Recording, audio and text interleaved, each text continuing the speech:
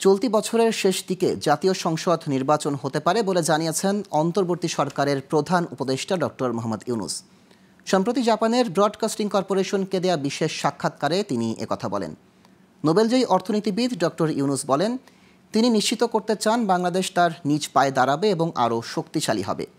এছাড়া যারা নির্বাচিত হবে তারা কাজ করার শক্তিশালী ভিত্তি পাবে।